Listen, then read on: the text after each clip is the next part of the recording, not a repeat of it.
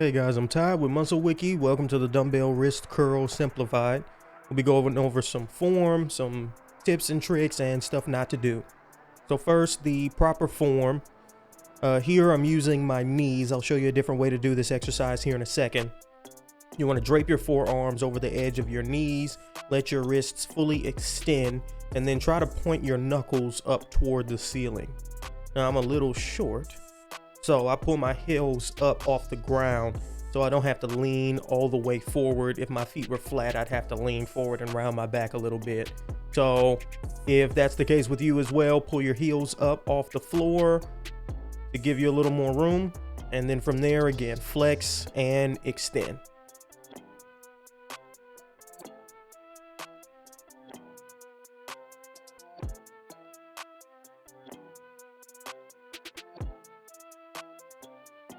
Now here is the second way to perform this exercise.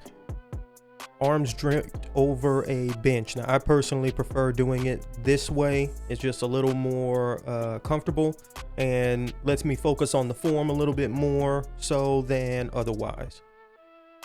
And here we have some bad form stuff. You can see her flexing her elbows and curling at the biceps. We want to keep this purely to wrist extension and flexion, and then here really short range of motion. We always want to try to get the best range of motion possible, so these really short flexing reps we want to stay away from. And that's it. Short, sweet, simple. Thank you guys for listening as always.